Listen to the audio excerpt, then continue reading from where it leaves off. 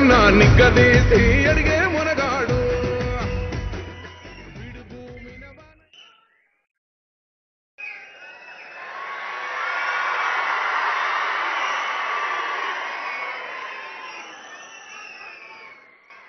తెలంగాణ రాష్ట్ర ప్రభుత్వ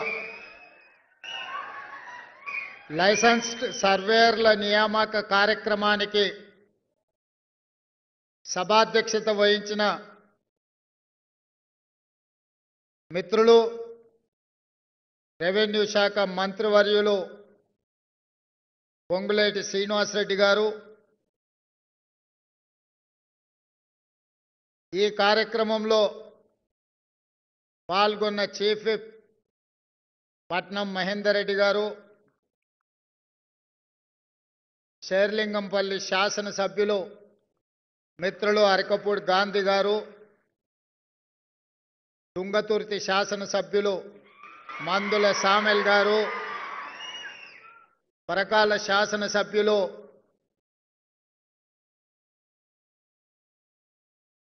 పరిగి శాసనసభ్యులు మిత్రులు రామ్మోహన్ రెడ్డి గారు, శాసనసభ్యులు మిత్రులు నాగరాజ్ గారు, ప్రభుత్వ సలహాదారులు, వివిధ కార్పొరేషన్ల చైర్మన్లు,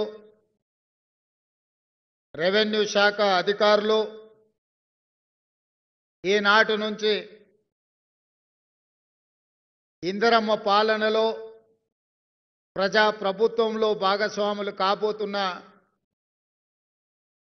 ఈ శిల్పారామంలో ఒకరోజు ముందే దీపావళి పండుగ జరుపుకుంటున్న లైసెన్స్డ్ సర్వేయర్లందరికీ దీపావళి శుభాకాంక్షలు. మిత్రులారా, ఈ దేశంలోనే ఏ ప్రాంతానికి ఏ రాష్ట్రానికి లేని గొప్ప చరిత్ర ఈ తెలంగాణ ప్రాంతానికి ఉన్నది. నాతో పాటు ఈ తెలంగాణ చరిత్ర మీద అవగాహన ఉన్న మీకు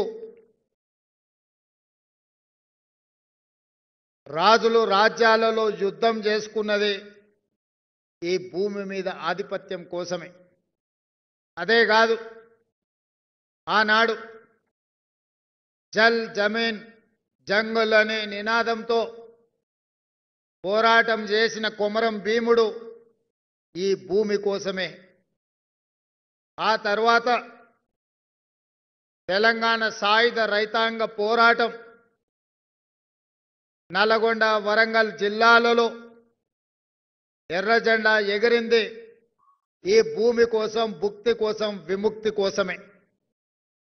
ఉమ్మడి రాష్ట్రంలో అయినా ప్రత్యేక తెలంగాణ ఉద్యమంలో అయినా ఈ ప్రాంత ప్రజలు కన్న తల్లి మీద ఎంత మమకారాన్ని చూపించిండ్రో సొంత గ్రామంలో భూమి మీద కూడా అదే మమకారాన్ని, అదే అనుబంధాన్ని కొనసాగించింది.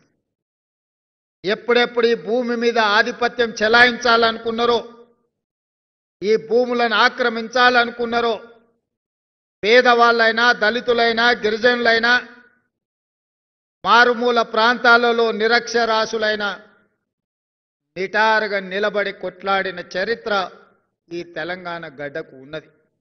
దానికి ఉదాహరణనే ఇస్నూరి దొరలు చెరబట్టాలనుకున్న ఎకరమో 2 ఎకరాల భూమినో ఒక సామాన్యమైన ఆడపడుచు చాకలి ఐలమ్మ భూమిని దొరలు ఆక్రమించాలనుకుంటే